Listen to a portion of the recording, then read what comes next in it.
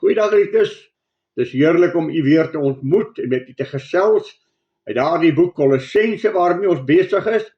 En ons staan vandag stil by Kolossense 4 vers 1. Nou wanneer ons praat oor Kolossense 4 vers 1, dan sal u oplet dat dit net sowel by die voorafgaande gedeelte ingesluit kon gewees het, waar Paulus gepraat het oor verhoudinge. Die verhouding van die man teenoor sy vrou, verhouding van die vrou teenoor haar man, die verhouding van die ouers teenoor die kinders, en ook die kinders teenoor die gesag van hulle ouers. Daar is ook gepraat oor die diensknegt en dienaar, die baas en die klaasverhouding, as ek dit so kan stel, van 'n werkgewer en 'n werknemer. Nou kom hy sluit weer aan en hy praat met die werkgewer, as hy hierdie woorde sê: betoon billikheid en reg, Here, aan julle diensknegte, omdat julle weet dat julle ook 'n Here in die hemel het. Wanneer die apostel Paulus hierdie woordjie gebruik, betoon, dan is dit iets wat van my af moet uitgaan, 'n aksie wat ek teenoor 'n ander persoon moet loods, en dit wat ek aan 'n ander persoon gee. Nou sê hy gee of bewys aan mense reg. Nou hierdie is 'n geweldige ding waaroor ons baie kan uitbrei. Want wat impliseer hierdie woordjie reg? Wat is reg? As ek die woord sommer net kortliks moet sê, dan sê ek moet aan iemand anderster doen alles wat God sal goedkeur, alles wat reg is, en hy gebruik ook die woord billik. Met ander woorde, laat ek nooit teenoor iemand anderster onredelik optree, iemand anderster nooit misbruik en iemand anderster verneder nie. Maar as ek in 'n situasie is waar ek die werkgewer is, dat ek daaroor sal waak dat ek nooit vernederend teenoor my werkgewer sal praat, my werkgewer hard sal behandel en onredelik teenoor hom sal optree nie. Ag geliefde, dit kan so maklik gebeur, dat ek reken ek is in 'n situasie wat ek die seggenskap het, waarin ek die regering het, en ek kan hard en onbillik teenoor mense optree. Ek moet daaroor dink, en ek moet baie besonderlik vir myself sê, elke mens wat ek mee te maak het, is 'n God geskape wese. Hy's 'n mens soos ek. Hy het ook gevoelens, hy het ook emosie, hy het ook noodsituasies wat hy beleef. Daarom moet ek waak ook met my medemens omgaan, en met hulle wat vir my werk.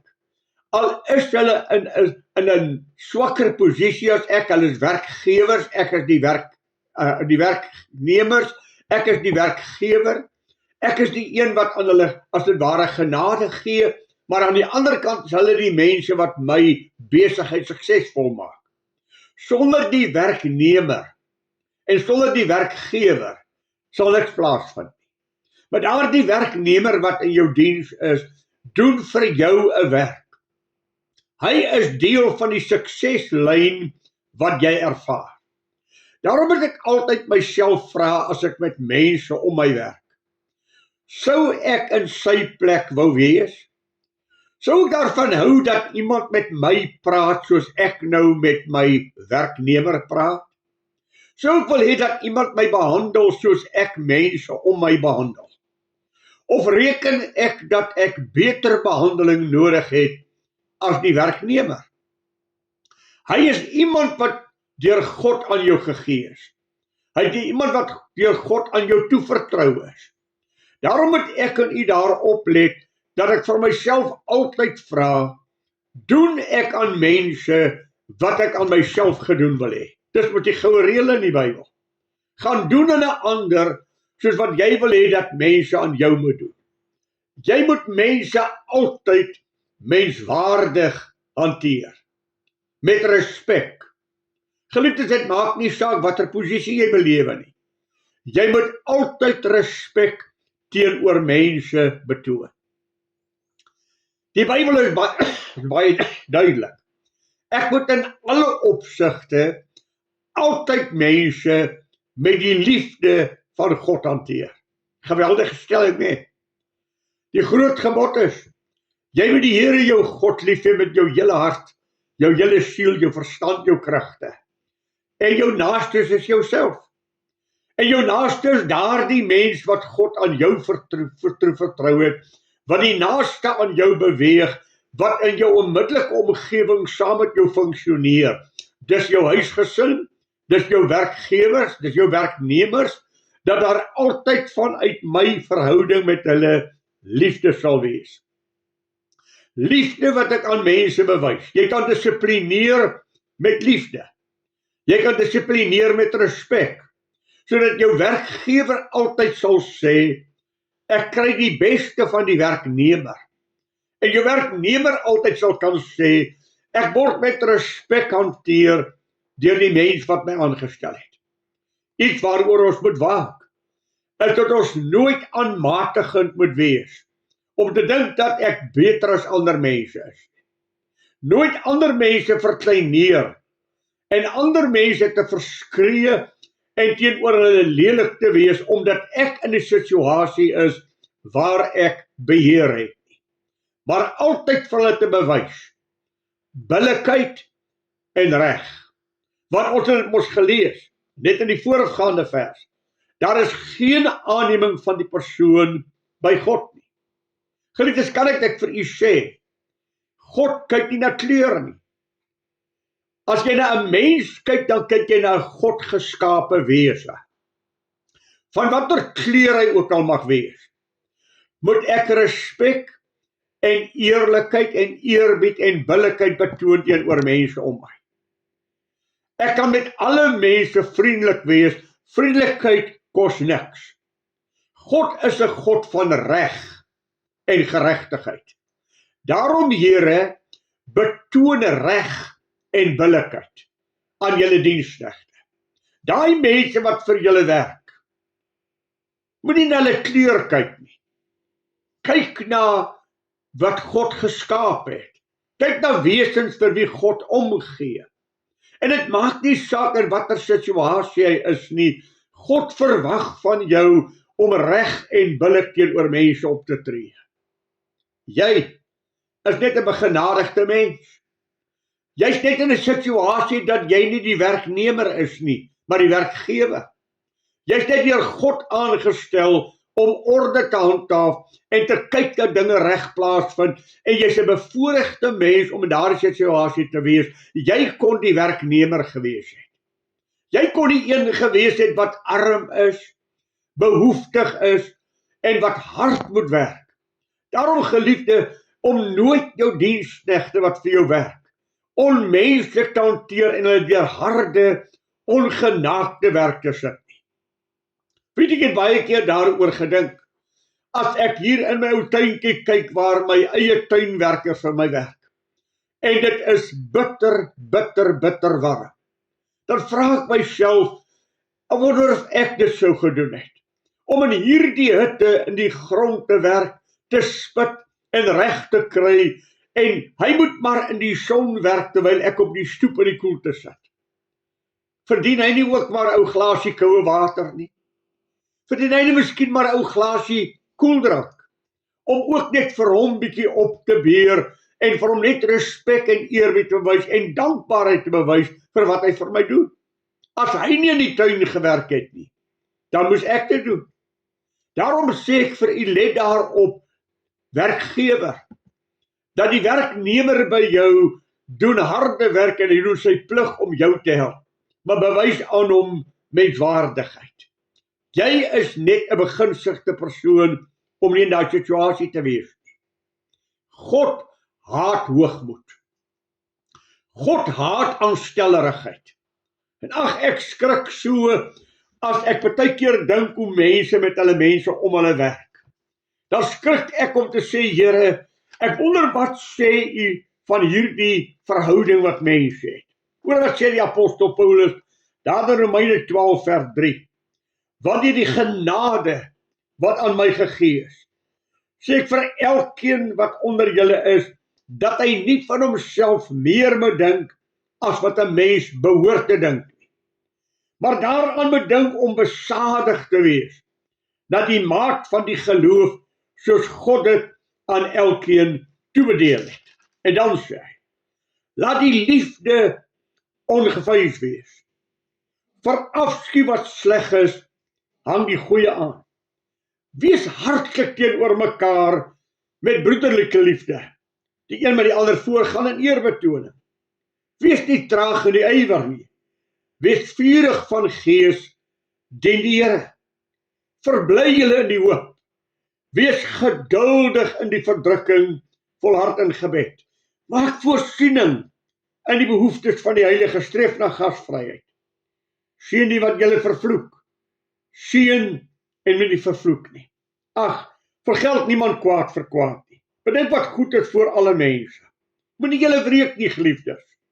Wat 'n geweldige woord. Praat oor verhoudinge met mekaar. Daar die ou boemelaar, wat daar in die straat sit, of op die hoek van die straat, of daar by die mol sit. Geliefdes, hulle is nie almal oneerlike skermankels nie. Hulle is mense wat die lewe net baie rof hanteer het, wat net 'n goeie huis soos joune uitkom nie, wat misbruik is, wat swaar gekry het. En hy's daar net vir 'n ou broodjie partykeer om te oorleef. Moenie net verbystap nie. Vra die Here, Here, moet ek hier gee? Moenie vir elkeen gee nie, want daar is ook die kansvatters, maar daar's mense wat werklike diepe nood het en met skaamte daar moet sit. Om 'n ou giffie te vra van iemand wat verbygaan, dat hy net vir sy huis kan sorg. Daar's eerlike mense ook daar. Daarom vra God, Here, waar moet ek my hand oopmaak en gee? Geliefdes, ek hoor 'n woord. En dit is my geweldig om so 'n woord te hoor. As iemand vir 'n ander persoon sê, weet jy nie wie ek is nie? Met ander woorde, kyk bietjie wie ek is. Ek is belangriker as jy.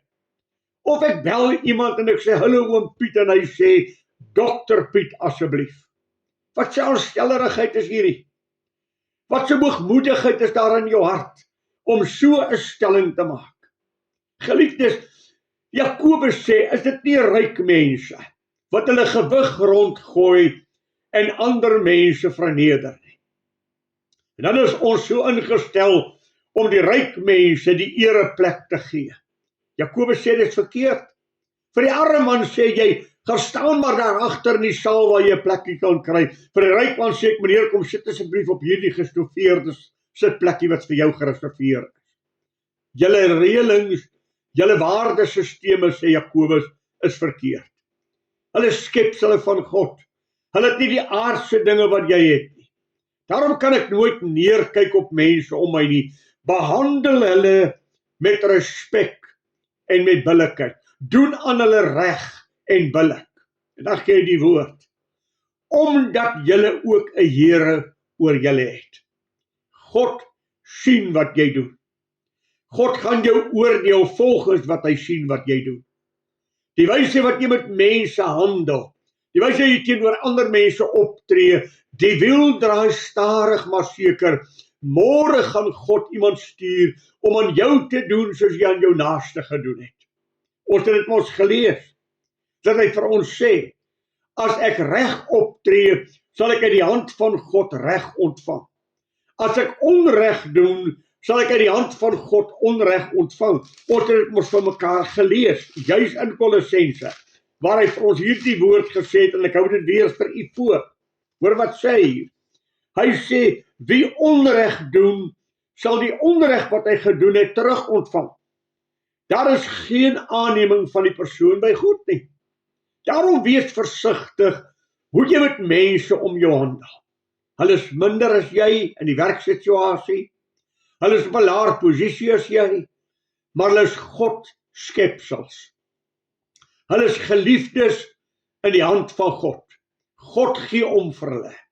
Daarom moet ek uit vrees vir God en uit eerbied vir God met mense om my menswaardig omgaan.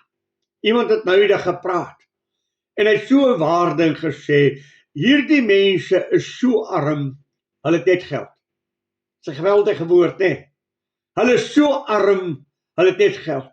Hulle het nie vriende nie. Hulle het nie verhoudinge nie.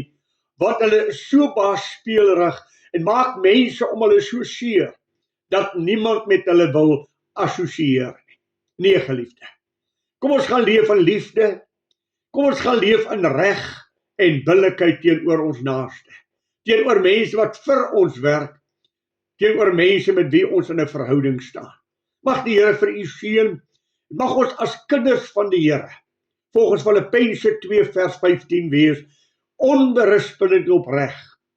Kinders van God, te midde van 'n krom en verdraaide geslag, onder wie ons skyn soos ligte in die duisternis. Wees nederig. Erken wat God vir jou gegee het. En wees billik en regverdig teenoor die mens wat onder jou beheer staan. Mag die Here vir u seën.